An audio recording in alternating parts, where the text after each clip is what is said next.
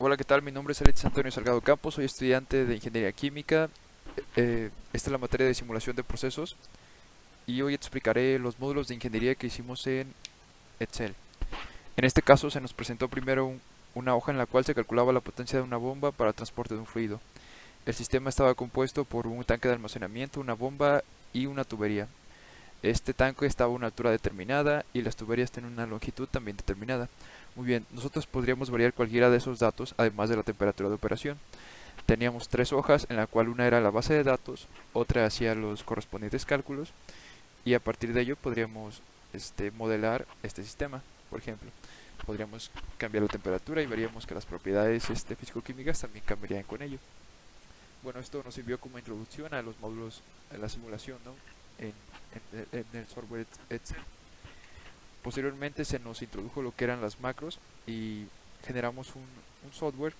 Bueno, en sí tenemos un programa, una hoja de cálculo en la cual a través de la herramienta macros nos permitiría hacer un balance de materia. En ese caso teníamos una solución salina, podría ser el mar, ¿no? El mar, no sé, supongamos que después de cierto tiempo midiéramos la cantidad de agua que se evapora y obtendríamos una concentración final que sería la corriente 3.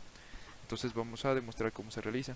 Supongamos que tenemos un tiempo de exposición de una hora que es 3600 segundos y nuestro sistema está correspondido por un tanque que tiene 1 metro de longitud, 1 metro de ancho y medio de profundidad. Y cuántos kilogramos tendríamos de nuestra masa inicial, pues supongamos que 500. Cuando ya tenemos los datos de la entrada, pulsamos Run y esto nos dará los resultados. Si se dan cuenta, son los resultados de todas las corrientes. Ahora si queremos limpiar, solo presionaríamos Clean. Todo, estas operaciones de Run y Clean las hicimos a través de macros Excel.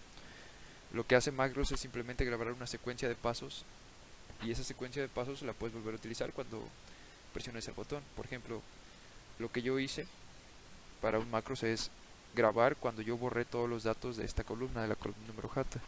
Y esa columna y ese macro se lo asigné al botón Clean. Muy bien, eso en cuanto a la evaporación. Ahora, posteriormente se nos pidió hacer una hoja de Excel sobre las propiedades termodinámicas, ¿no?, de las sustancias. En este caso, el equilibrio líquido-vapor.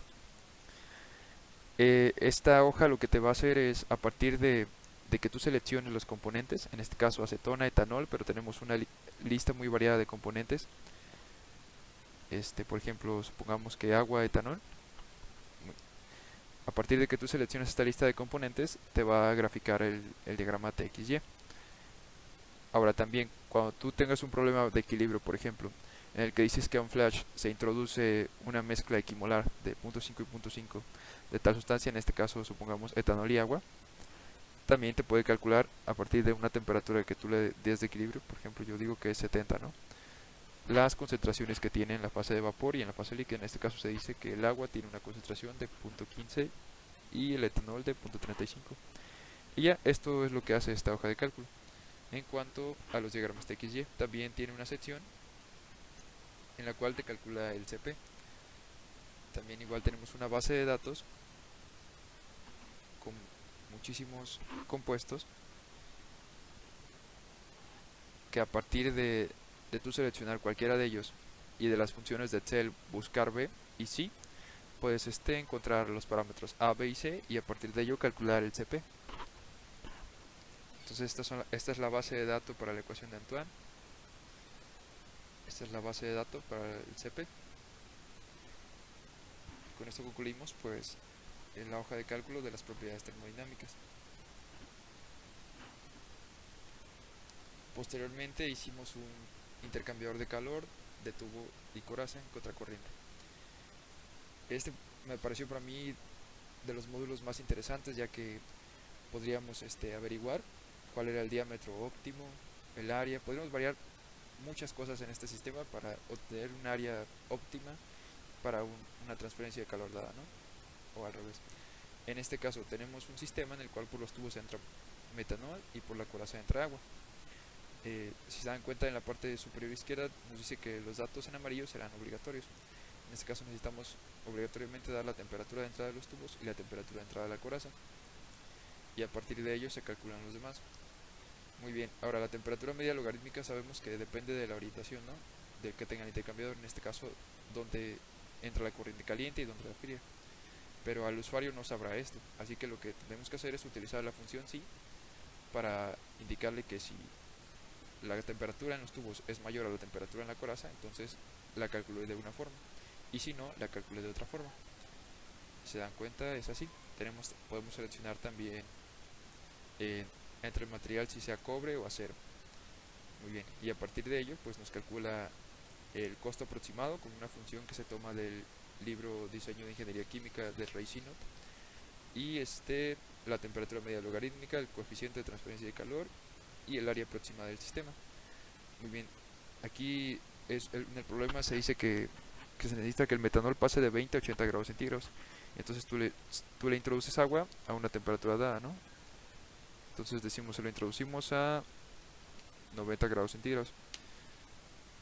Y para ello necesitas un área de intercambio de calor mucho más grande y por lo tanto el costo será más grande. Y esta es nuestra base de cálculo, donde tenemos las propiedades termodinámicas del fluido que vaya por los tubos, del fluido que vaya por la coraza.